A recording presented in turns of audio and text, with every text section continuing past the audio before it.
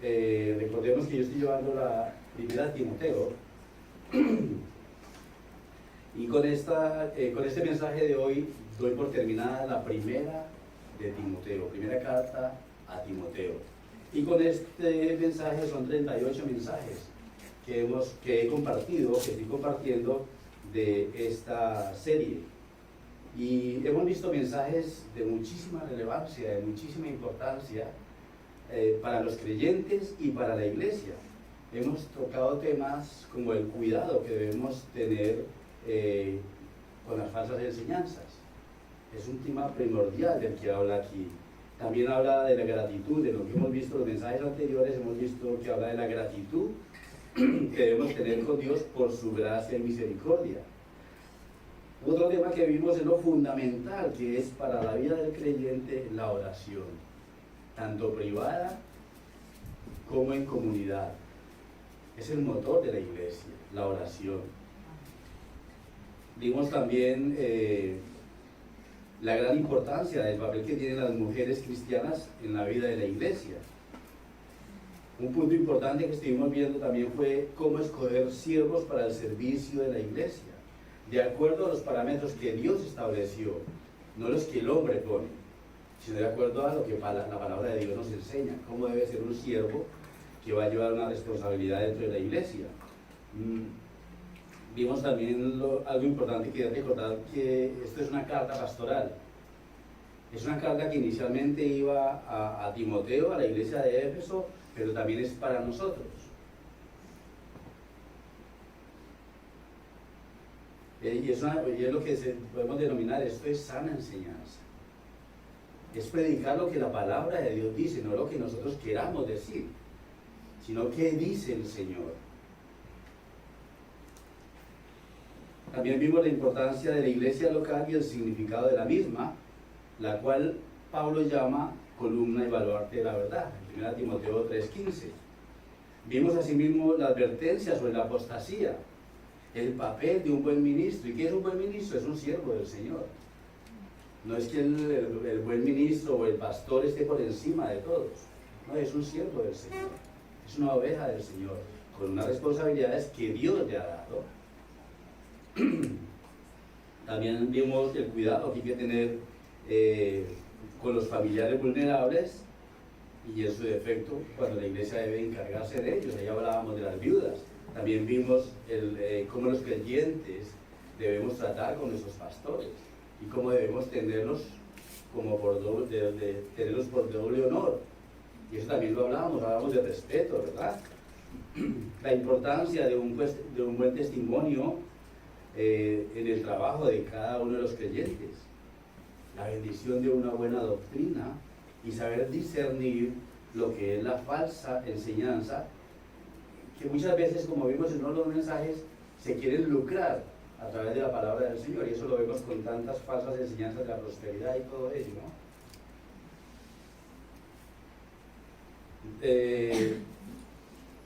También decía que debemos ser agradecidos con Dios por cómo Él en su gracia y misericordia nos sustenta cada día. Vimos el cuidado que debemos tener para no ser arrastrados por la avaricia, por las vanidades, y ahí hablábamos del peligro del amor al dinero, ¿no? El amor a las riquezas. Otro tema que vimos de mucha importancia es que estamos llamados a huir del mal y a perseguir el bien, aferrarnos a Dios. Al igual que Timoteo, nosotros estamos llamados a huir de ello y a seguir la verdad, a seguir el verdadero evangelio, pero para seguir el verdadero evangelio hay que conocerlo.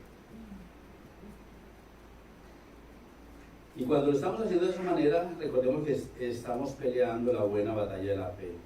Estamos honrando a aquel que nos ha llamado y nos está preparando para entrar en el reino celestial, en su gloria eterna. Y por último, el último mensaje que compartí era el mensaje a los ricos de este mundo, donde aprendimos que bíblicamente rico es todo aquel que tiene más de lo necesario. La palabra de Dios estará cuando dice, con tener abrigo y sustento, debemos aprender a estar contentos, agradecidos.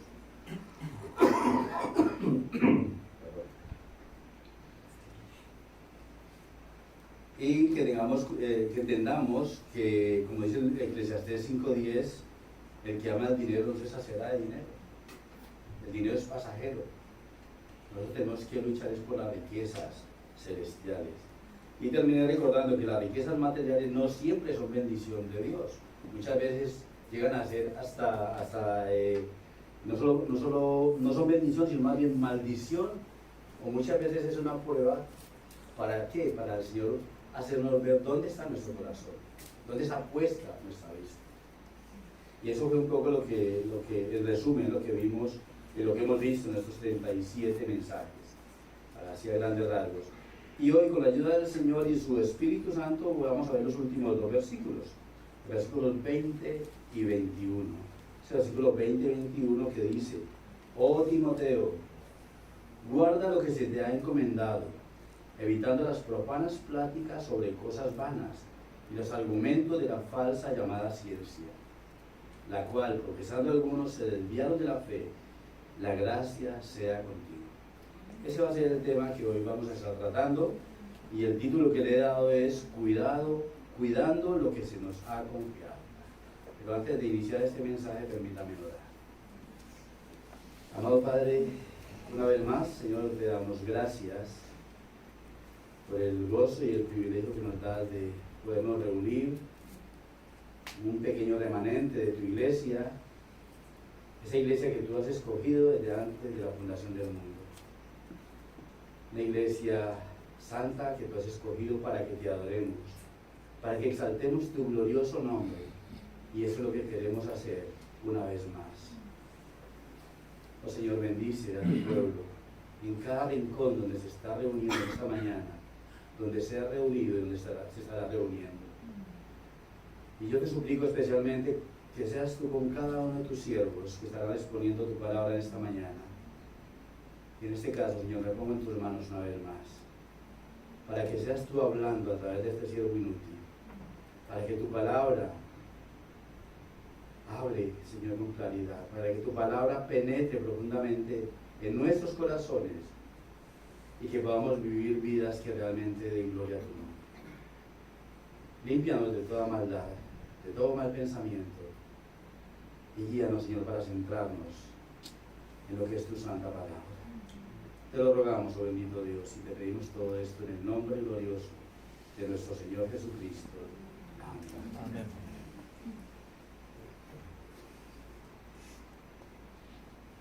Bien, decía, hermanos, que el título que le he dado a este mensaje es Cuidando lo que se nos ha confiado. Como hemos visto a lo largo de esta carta, nos habremos dado cuenta que hay tres temas que predominan en la misma, y lo que nos da a entender la gran importancia que tiene tanto para los creyentes como para la iglesia. Entonces debemos tener estos, cuando son mensajes tan claros, son temas tan claros, debemos ponerle mucha atención. ¿Por qué? Porque tienen mucha importancia. Esos temas de los que nos hablan esta carta, los temas principales son las advertencias contra las falsas enseñanzas. Y en contraste los encontramos el segundo punto, que es la necesidad y la importancia de la sana enseñanza. Y todo esto nos deriva al tercer punto, que es la iglesia, su importancia y el orden en la misma. Es decir, en el tercer punto se aplica lo que se entiende de los dos primeros. Primero, cuidado con las falsas enseñanzas, cuidado con lo que escuchamos, y centrémonos en la verdad, en la sana enseñanza. Y una vez hecha esta pequeña introducción, teniendo en cuenta lo que ya hemos aprendido, yo quiero empezar este mensaje con una pregunta, no para que la contestemos ahora, pero sí para que meditemos en ella mientras voy compartiendo este mensaje. Si hiciésemos una encuesta ahora mismo dentro de la iglesia y fuera de la iglesia y preguntásemos, ¿cómo mides tú o cómo entiendes que es una buena iglesia? ¿Qué nos llama la atención para decir que es una buena iglesia? Muchos quizás dirían, bueno, porque viene mucha gente. Otros porque, bueno, es un local muy grande, es muy bonito, muy llamativo. Otros quizás digan, bueno, una buena iglesia es aquella que tiene muy buena alabanza. Otros dirían, no, es que hay muchas actividades, porque te vas a encontrar con ellos. Otros dirán, bueno, es que los pastores son muy carismáticos, son muy buenas personas, son muy amables. Otros quizás digan, no, es que como están todas las redes, pues debe ser una iglesia muy buena. Y esas son respuestas que podríamos encontrar ahí fuera. Pero cada uno meditemos. Y yo al final de esta predicación voy a responder lo que bíblicamente es una iglesia sana o una iglesia buena. Ya cada uno lo medirá con lo que haya pensado de su respuesta. Vamos al mensaje de hoy. Oh Timoteo, guarda lo que se te ha encomendado, evitando las profanas pláticas sobre cosas vanas y los argumentos de la falsa llamada ciencia, la cual, profesando algunos, se desviaron de la fe. La gracia sea contigo. Amén. Después de Pablo haber enseñado a Timoteo y a nosotros todos los temas tan importantes para la iglesia, para los creyentes de Éfeso y para nosotros, por supuesto, como ya lo hemos visto a lo largo de esta carta, termina este mensaje con una preciosa exhortación. Oh Timoteo, es la exhortación con mucho amor, como de un padre a un hijo. Y si recuerdan, cuando iniciamos la carta en el capítulo 1,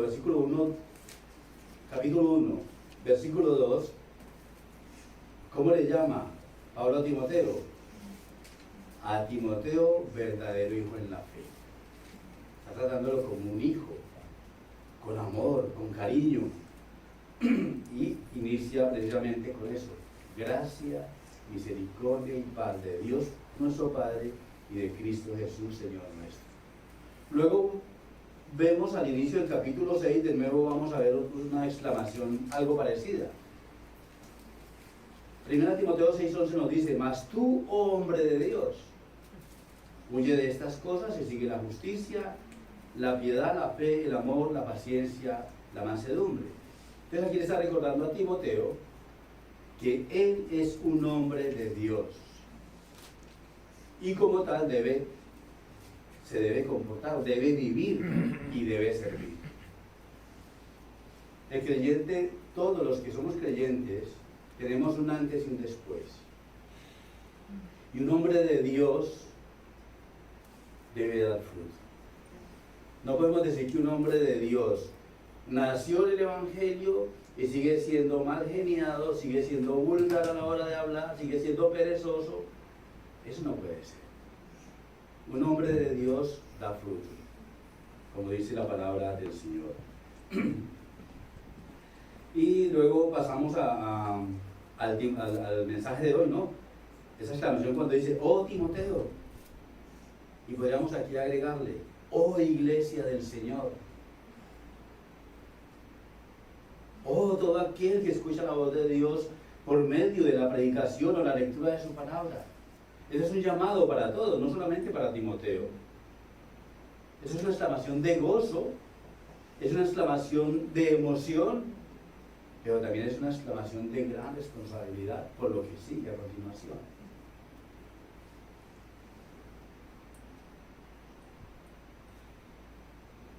De gran responsabilidad por la gran importancia que tiene lo que viene a continuación, y es algo que dice aquí, es un pedido, dice que el pedido o mandato final es que recuerde todo lo que ha recibido doctrinalmente, y es lo que todos debemos hacer. Guardar es una palabra que se usaba para guardar objetos de gran valor. Y cuando dice encomendado, esa palabra encomendado es algo como poner en depósito. Entonces, ¿qué le está diciendo aquí? El depósito que Timoteo debía guardar es la verdad, el Evangelio. Es todo el resumen inicial que hemos visto y todo lo que él había aprendido de su abuela, ¿se acuerdan? Y de todo, como Pablo lo fue discipulando.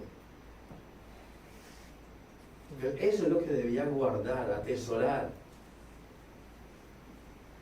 Dice Calvino, el objeto de la exhortación de Pablo a Timoteo es que él sea diligente en impartir la sólida enseñanza. Y esto no puede ser así a menos que evite la ostentación. porque donde prevalece un ambicioso deseo de agradar, ya no habrá un poderoso deseo de edificación. Hermanos, los cristianos no estamos llamados a buscar la aprobación del mundo para nosotros. No, nosotros debemos ser fieles al Evangelio. A muchos les va a gustar, a muchos no les va a gustar. Pero debemos ser fieles a la palabra del Señor, no buscando nuestra propia gloria. Lo que debemos buscar es la gloria del Señor, no la mía. Es lo que tiene que hacer todo creyente, no solamente los que predican. Porque yo soy el diácono y predico. José Luis es el pastor. Pero claro, es la responsabilidad no es solamente de él y mía, es de toda la iglesia. De predicar la verdad en amor, por supuesto. Ese mismo mandato, guardar lo que se te ha encomendado, también es para nosotros. Todo lo que aprendemos de la santa palabra de Dios, toda esta enseñanza, Timoteo debía guardarla, por supuesto, pero tú y yo también somos llamados a guardarla. Y a guardarla como un tesoro de gran valor, porque ese es el sentido que da aquí. ¿Qué le dice? Que lo grabe, que lo atesore, que esa enseñanza la haga suya, como dice 2 de Timoteo 1:13. Retén la forma de las sanas palabras que de mí oíste en la fe y amor que es en Cristo Jesús. Recordando también que esas palabras que ha recibido son de parte de Dios, transmitidas por medio de su siervo, Pablo. Las ha recibido Timoteo, de Pablo, pero es que Pablo está transmitiendo lo que Dios le dijo. Y nosotros, cuando predicamos, ¿qué hacemos? Transmitir lo que la palabra de Dios dice. No es lo que yo quiera, lo que a mí me parezca. ¿Qué dice el Señor?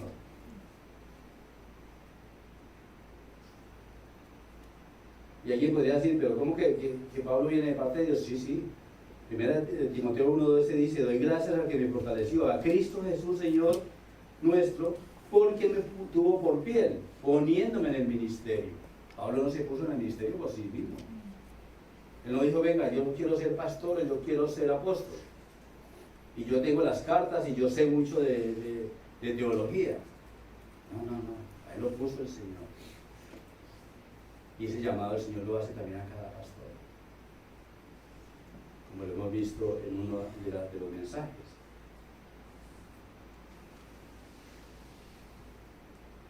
Y en 2 Timoteo 3:14 dice, pero persiste tú en lo que has aprendido y te persuadiste sabiendo de quién has aprendido, que debe enseñar la palabra de Dios. Y a la vez nosotros también la recibimos por medio de ¿qué? De la constante lectura de la palabra de Dios.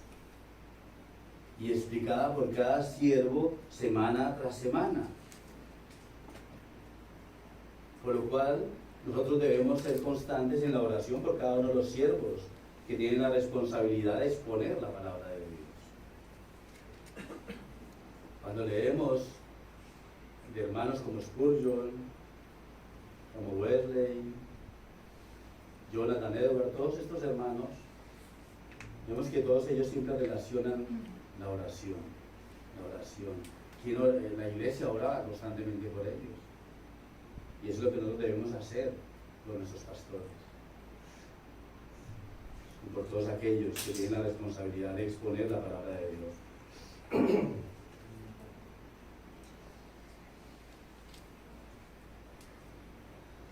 Como dice 1 Tesalonicenses 5, 12, 13.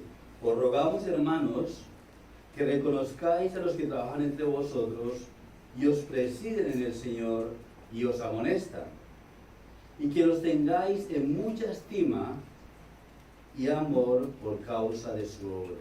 Tened paz entre vosotros.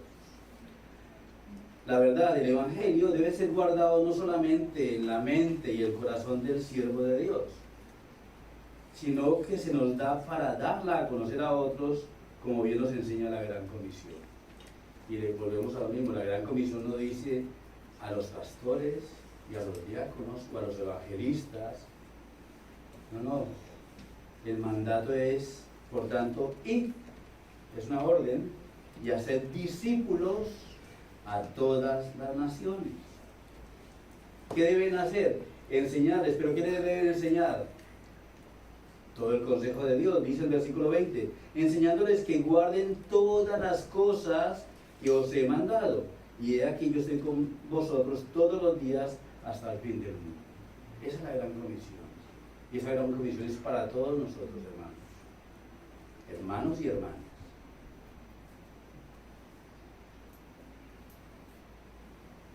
Ahora está que este llamado es para todos los creyentes de todos los tiempos, los cuales tenemos la responsabilidad, es nuestra responsabilidad, empaparnos de la palabra del Señor.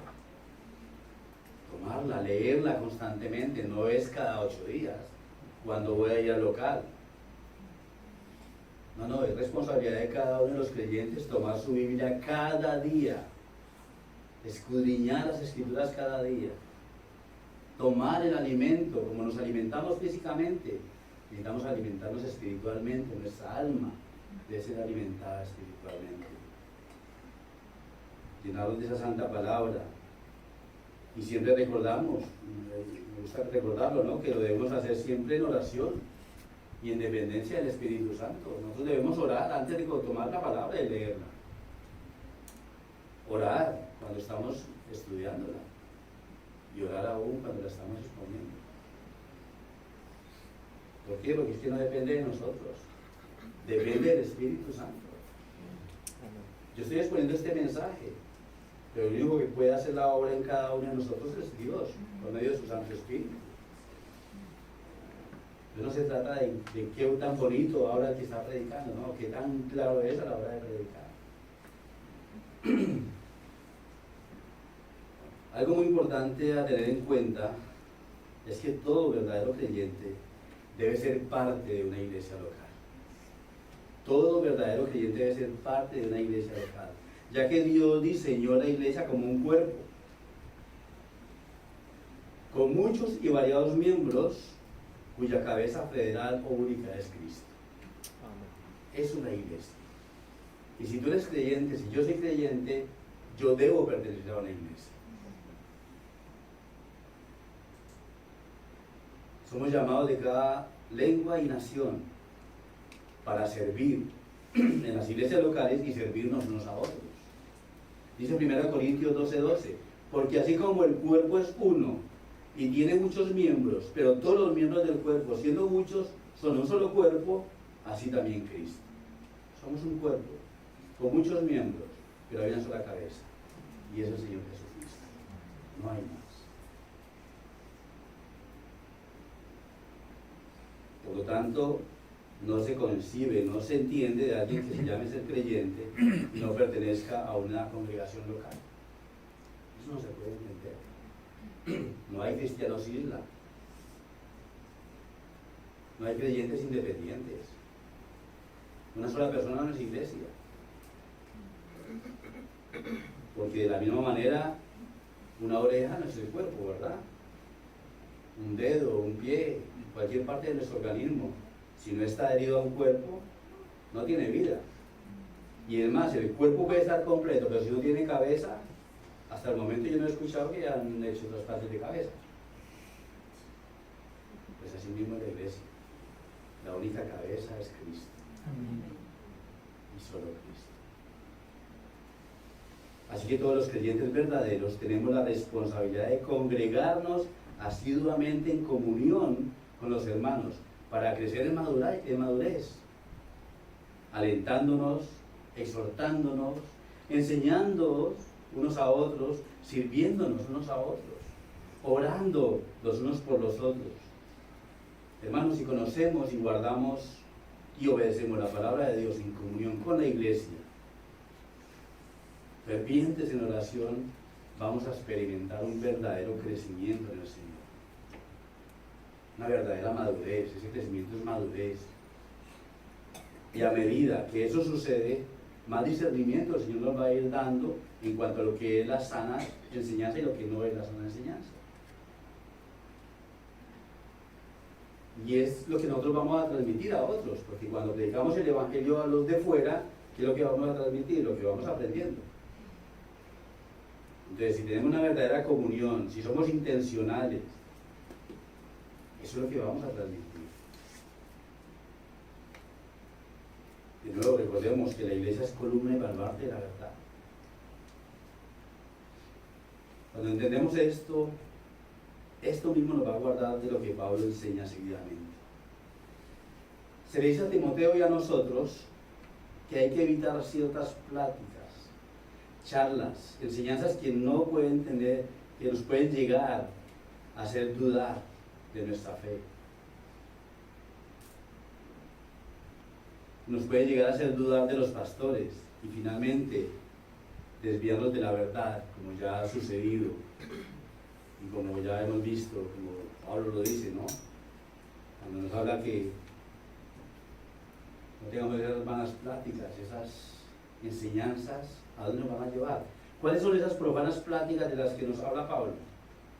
Bueno, por el contexto histórico de cuando se escribió la carta, entendemos que toda enseñanza, fábulas, genealogías, vana palabrería, todo eso que ya vimos en 1 Timoteo 1:3 al 1, eso es falsa. Eso es falso, todo lo que nos enseñaba allí. Nos hablaba también de la prohibición de casarse, la prohibición de tomar ciertos alimentos. Algunos ya le agregan el guardar ciertos días.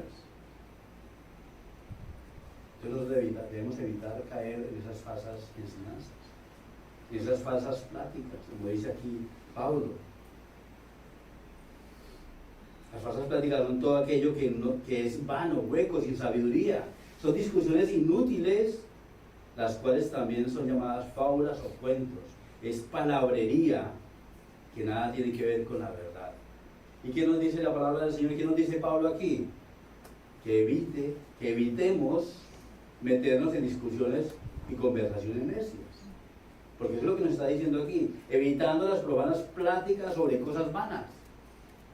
Entonces, eso es lo que somos llamados, a evitar caer en ese juego. Y si lo contextualizamos a nuestro tiempo, podríamos decir que debemos evitar entrar en discusiones necias, en cosas vanas como la enseñanza de la falsa prosperidad. El yo decreto, yo declaro.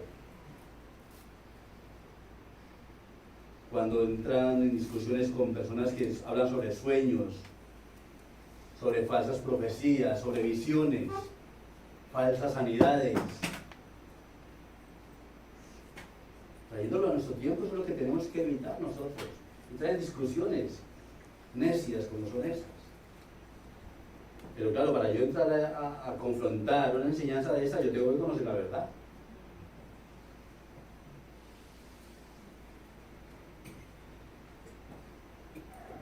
Nosotros debemos evitar todo esto, porque solo argumentan con mentiras, con payasadas, incluso rayan la brujería en muchas ocasiones. Eso se ve en esas famosas iglesias. Y yo quiero hacer una aclaración aquí, hermanos y amigos. No estoy diciendo, ni estoy enseñando que tengamos que callar ante la mentira. Tampoco estoy diciendo que debemos callar ante las falsas enseñanzas o herejías. Lo que sí estoy diciendo es que debemos denunciarlas, combatirlas, pero con argumentos bíblicos, con la palabra del Señor. Recordemos, somos llamados a presentar defensa de la verdad, y esa se combate ¿cómo? Con la palabra y en humildad, como nos dice Judas 3. Amados, por la gran solicitud que tenía de escribiros acerca de vuestra común salvación, me ha sido necesario escribiros exhortándoos que contendáis ardientemente por la fe que ha sido una vez dada a los santos. Si el Señor nos ha dado esa fe, tenemos que defenderla. Pero como dice 1 Pedro 3:15, debemos presentar defensa con mansedumbre y reverencia, no con altivez y soberbia. Con mansedumbre y reverencia. Eso es lo que tenemos que hacer. También debemos evitar caer en pláticas o charlas necias bajo los argumentos de la falsa llamada ciencia.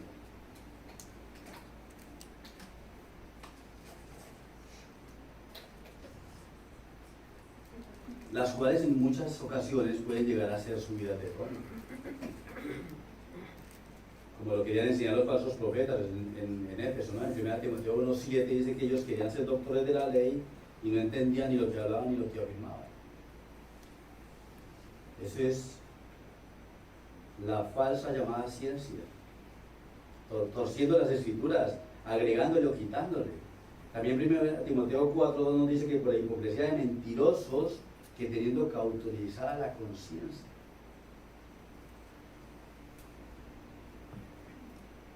De nuevo, si lo aplicamos a nuestros tiempos, podríamos decir que algunos argumentos de la falsa ciencia es el evolucionismo, o es la teoría del Big Bang. Eso es falsa ciencia. ¿Por qué? Porque son teorías, no hay nada comprobado. El evolucionismo, en 1859 Charles Darwin publicó su libro Origen de las especies, donde según él, ¿sí? Hola.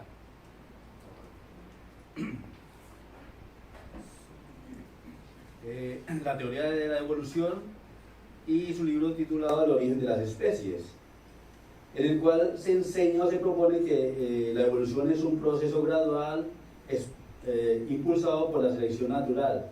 Empiezan a decir una cantidad de conjeturas que no tienen que ver nada con la Biblia. Si nos vamos al Big Bang, en 1931 lo propuso George Lemaitre. Luego Edwin Hubble en 1929 sienta las bases. Y George Gaiman en 1948 postula la posibilidad de que el universo nació de una gran explosión. Eso es el Big Bang, que supuestamente salimos de una explosión.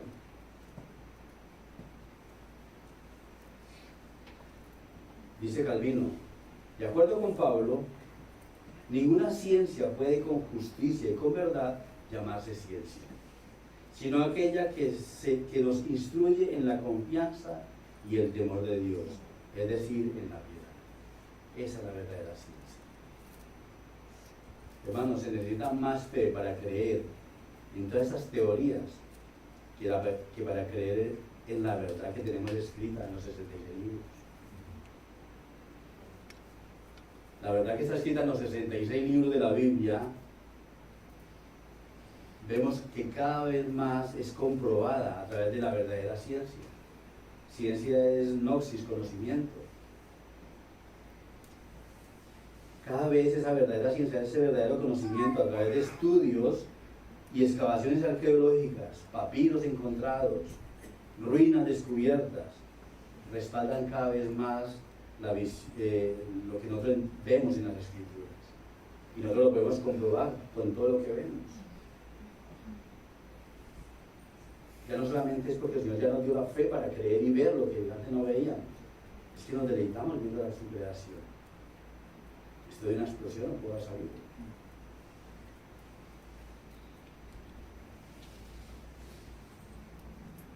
Así que demos gracias a Dios que nos ha abierto los ojos y ha cambiado nuestro corazón para deleitarnos en su creación y en su presencia. Puesto que cuando disfrutamos de ella, siempre tendremos en mente al Creador de tanta hermosura. Por lo tanto, podemos definir que la falsa llamada ciencia es todo aquello que se basa en suposiciones, es decir, en teorías. ¿Qué es una teoría? Es un conocimiento especulativo, dice la RAE. ¿Qué es una teoría? Es un conocimiento especulativo. En contraste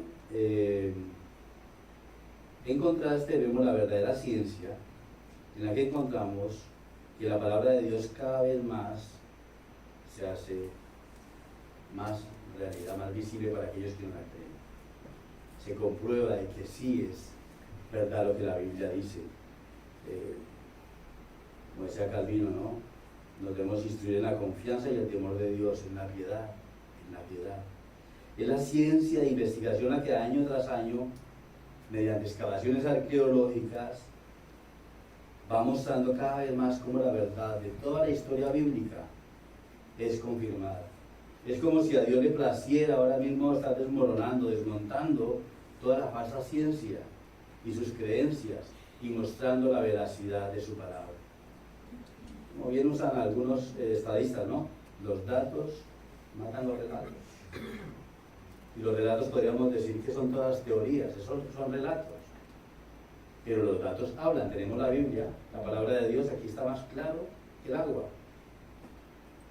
Y luego, en estos tiempos, vemos la cantidad de descubrimientos arqueológicos que se van haciendo y cómo se va mostrando que la Biblia es verdad. Algunos ejemplos de esos descubrimientos arqueológicos. 1993-1994 se encontró al norte de Israel una piedra escrita en arameo que menciona la casa de David. Y esto lo relacionan con 2 de Reyes 9, 1-26. Luego, la que más conocemos o hemos escuchado, los pergaminos del Mar Muerto, los manuscritos del Qumran. Son unos 972 manuscritos, en su mayoría textos bíblicos y religiosos hebreos, hallados en las cuevas del Qumran, cerca del Mar Muerto, en 1947 y en 1956, datados del siglo III a.C. hasta el primer siglo después de Cristo. Y están hablando textos bíblicos, lo cual demuestra que la escritura de la Biblia se ha mantenido sin cambios significativos a lo largo del tiempo. También está el cuerno del altar, es una excavación que se hizo en el 2019 en Tel Shiloh. Dice también que lo relatan, lo asemejan con Primera de Reyes 2:28, donde descubrieron un trozo de un altar. También hay otra excavación donde se descubrió parte del muro de Goliat en Gat. Y bueno, hay muchísimos descubrimientos, solamente saqué algunos apuntes. Por cierto, estos materiales los saqué casi todo de Bay, que está bastante interesante, este tema arqueológico.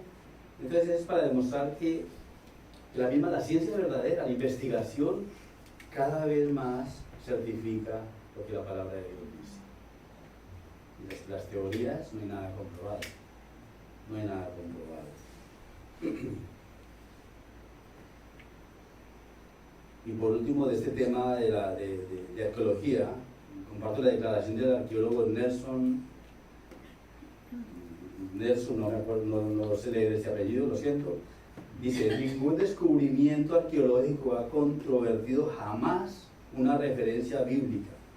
Por el contrario, se ha corroborado el conocimiento sobre las culturas antiguas de la Biblia. Y es un arqueólogo que ha trabajado muchísimos años en todos estos temas de arqueología. Él dice: no he encontrado absolutamente nada que contradiga la Biblia. Antes, al contrario, todo lo que han encontrado certifica que la palabra de Dios es verdad. Y lo que hay escrito aquí es verdad. Entonces es donde tenemos que aprender a discernir lo que es la ciencia, la verdadera ciencia, y lo que es la falsa llamada ciencia.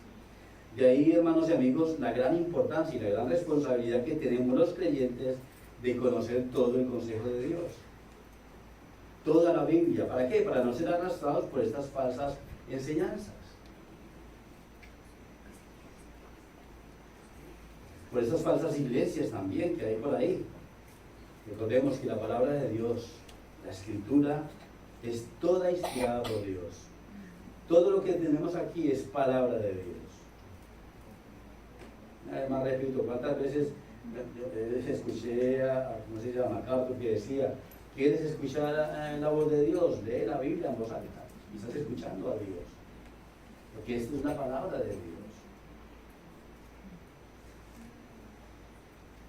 Y ella es suficiente para llevarnos a la vida eterna. Como dice Juan 5:39. Escudriñad las Escrituras, porque a vosotros os parece que en ellas tenéis la vida eterna. Y ellas son las que dan testimonio de mí. Entonces, ¿por qué debemos conocer y guardar y obedecer todas las encomiendas de Dios, del Señor? Porque si no conocemos la verdad y no la obedecemos, podemos ser desviados de la fe, como lo dice Pablo en el versículo 21, al cual vamos. Que debemos conocer la verdad, obedecerla, practicarla. porque si no lo hacemos, fácilmente podemos ser desviados de la verdadera fe. Como dice aquí, la cual profesando algunos se desviaron de la fe. Ya muchos lo han hecho. Muchos lo han hecho y tenemos ejemplos bíblicos. Lo vimos con aquellos que se dejaron llevar por el amor al dinero. Y hoy en día, ¿cuánto nos desvían por el amor al dinero con la falsa teología de la prosperidad? Que los únicos que prosperan son los pastores. O como decía 1 Timoteo 1, 18 al 20, que menciona a Himeneo y a Alejandro. De nuevo también menciona a Himeneo y a Fileto en 2 Timoteo 2, 16, 17. Todos estos son aquellos que apostataron, que salieron de la fe. Pero también tenemos a Judas. Judas estuvo con Cristo mismo, recibió las enseñanzas de Cristo. Apostató también. Vemos a Demas. Entonces hay muchos ejemplos. Y es por eso que nosotros debemos recordar aquel texto que también se nos enseña. 1 Corintios 10, 12. Así que el que piensa estar firme, mire que no caiga. Es una advertencia para todos nosotros. Cuidado con lo que escuchamos, cuidado con lo que leemos. Debemos clamar al Señor que nos dé sabiduría, discernimiento para entender su palabra y no dejarnos arrastrar por falsas enseñanzas, porque deslizarnos es muy fácil. Deslizarnos es muy fácil si no estamos bien cimentados y arraigados en la verdad, como hemos estado escuchando a lo largo de esta carta.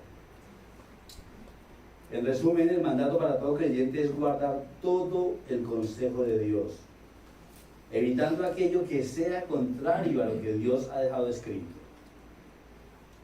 Ya que si profesamos la fe verdadera, que es en Cristo Jesús, nuestras vidas deben ser consecuentes con ella.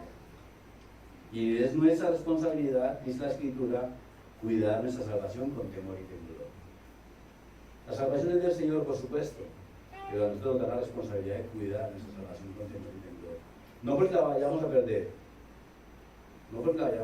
porque la salvación no la perdemos, porque no es nuestra, es de Dios.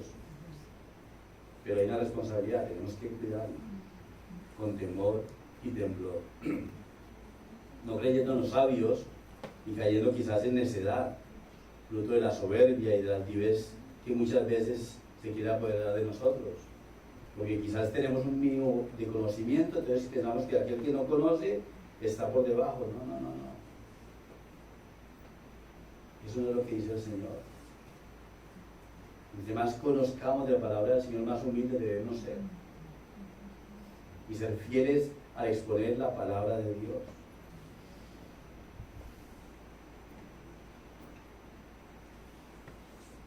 Y termina esta carta el apóstol Pablo deseando la gracia que solo Dios puede dar a los creyentes.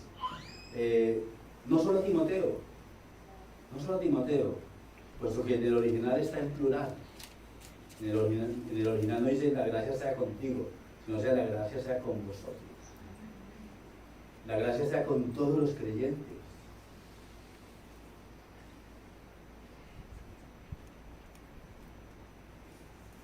Y esa misma gracia la recibió el mismo Pablo. El mismo Pablo en 1 Corintios 15, 10 dice: pero por la gracia de Dios soy lo que soy. Y su gracia no ha sido en vana para conmigo.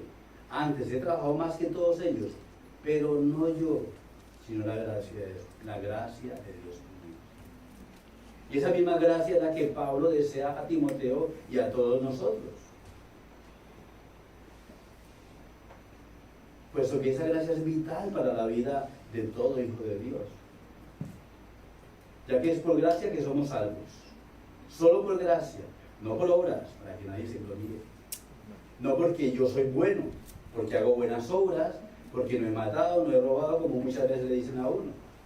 No, eso no salva absolutamente a nadie. La salvación es una obra misericordiosa de Dios, es por gracia, por medio de la fe. Y no es donde nosotros, es de Él. Necesitamos la gracia de Dios para poner en práctica todo lo que aprendemos cada día como cristianos. Mientras estemos en este peregrinar, hasta que no lleguemos a la presencia del Señor, o hasta que Él no regrese por segunda vez, necesitamos la gracia de Dios para vivir.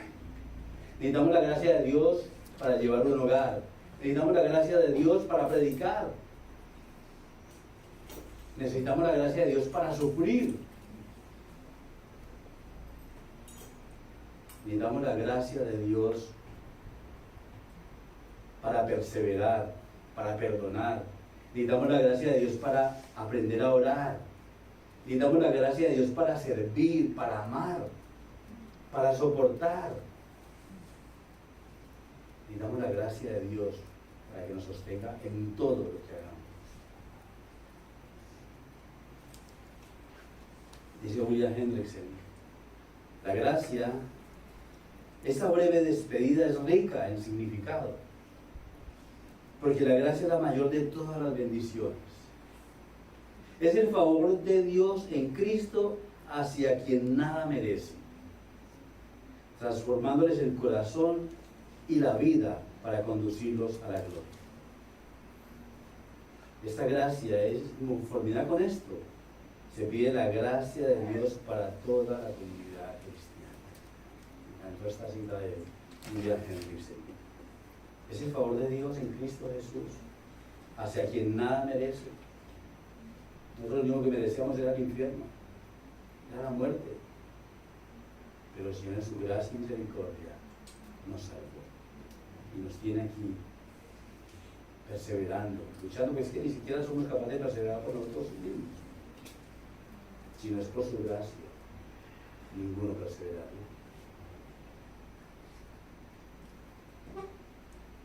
Y para ir concluyendo con este mensaje,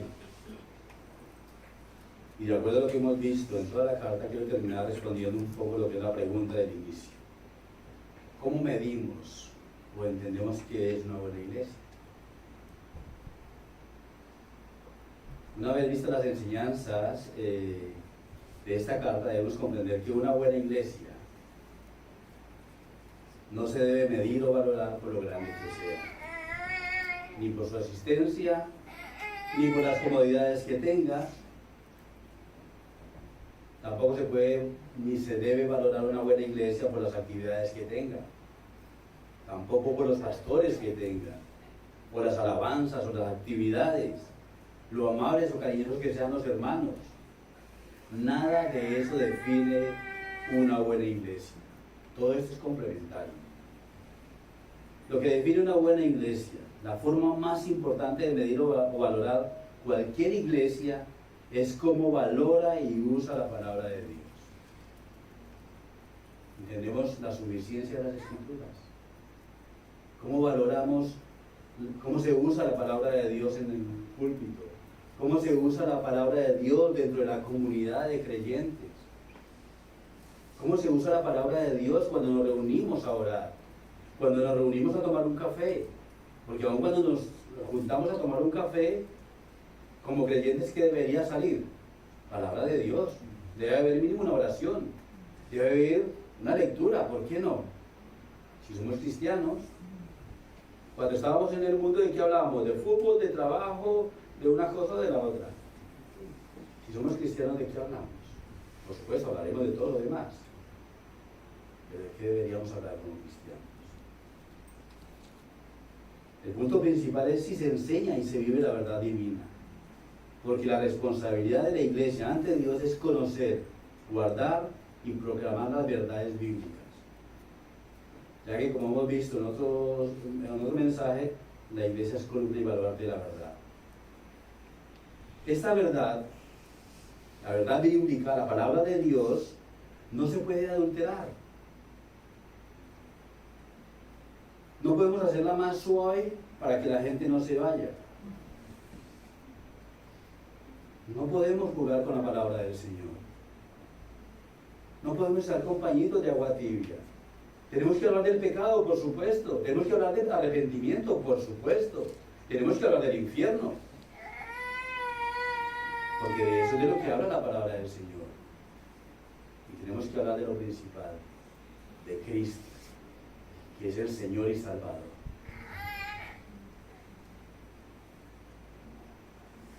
ya que las escrituras están llenas de advertencias contra torcer las escrituras, así como hay exhortaciones a guardarlas. Deuteronomio 4:2 advierte: no añadiréis a la palabra que yo os mando, ni disminuiréis de ella, para que guardéis los mandamientos de Jehová vuestro Dios que yo os ordeno. Esta es una advertencia repetida nuevamente por el apóstol Juan en Apocalipsis 22, 18 al 19. Entonces tiene importancia, y mucha importancia. La palabra de Dios debe ser proclamada fielmente en cada congregación, sea grande o sea pequeña. Tenga un local cómodo o bajo una lona. Tenga buenos instrumentos y músicos o sin ellos. Tenga actividades o no. Nos guste o no nos gusten los pastores. Lo que debemos valorar es que sean bíblicamente sanos y firmes en la verdad, en la sana doctrina. Que cumplan mínimamente con los requisitos que el Señor establece para un pastor, para un diácono.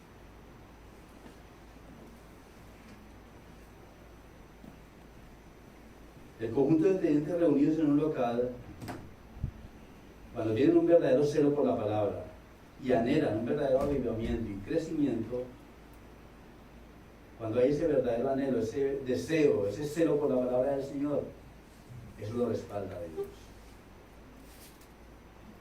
¿Por qué? Porque el Señor va a sostener esa iglesia y la va a fructificar. Y esto se cumplirá si se está llevando a práctica lo que hemos visto a lo largo de esta carta. Como dice Isaías 66:2 en la parte B: pero miraré a aquel que es pobre y humilde de espíritu y que tiembla a mi palabra. Eso es lo que el Señor mira, la fidelidad a la palabra de Dios. Es lo que Dios quiere de cada uno de nosotros, y es lo que nos enseña Timoteo. Cuidado con las falsas enseñanzas, aférrate a la verdad, a la sana enseñanza, y ponlas en práctica en la iglesia y en tu vida, por supuesto. Ese es un resumen de lo que nos dice toda esta carta. Cuidado con las falsas enseñanzas, cuidado con la falsa llamada ciencia, cuidado con torcer la palabra del Señor por agradarle a los demás. Nada nos ganaríamos con tener un local grandísimo y lleno de gente que no tienen nada, ningún amor por la palabra, que no vive en santidad. Entonces el llamado es a vivir en santidad, porque para eso nos salvó el Señor. Termino con este pequeño comentario de MacArthur. Dice: el delito más grave contra Dios es dar un mal uso a su palabra, representando de esta manera una imagen falsa e idolátrica de Él ante el mundo. A las Escrituras se le debe tratar con reverencia y cuidado, porque son la revelación misma de Dios. Como dice el salmista: porque has engrandecido tu nombre y tu palabra sobre todas las cosas. Salmo 138:2. O en el Salmo 119, 161 dice: añade mi corazón, tuvo temor de tus palabras. Deja de tomar en serio la palabra de Dios. Dejar de tomar en serio la palabra de Dios, sea por una interpretación descuidada o por vivirla de forma descuidada, es dejar de tomar en serio a Dios. Y la iglesia, si la iglesia no toma en serio a Dios, ¿por qué ha de hacerlo el mundo? Es una buena reflexión que nos deja MacArthur aquí. Si la iglesia no se toma en serio a Dios, ¿por qué el mundo se lo va a tomar? Entonces es un llamado a la santidad, es un llamado a permanecer fieles en la verdad y a dar el uso correspondiente a la palabra del Señor. Y para terminar, a los inconversos, aquellos que aún están viniendo, pero que aún no entienden el Evangelio, o que no se dan, no dan ese paso de verdad de entregar sus vidas a Cristo, nos encanta que estés aquí, que estés escuchando la palabra del Señor, porque la palabra de Dios es clara. Dice que la fe viene por el oír la palabra de Dios. Si estás aquí es donde mejor estás, escuchando la palabra de Dios. pero escucharla solamente no te salva. Tenemos que decirte que si no te arrepientes de tus pecados y crees en Jesucristo como tu Señor y Salvador, nada de lo que hayas escuchado aquí te va a salvar. Nada.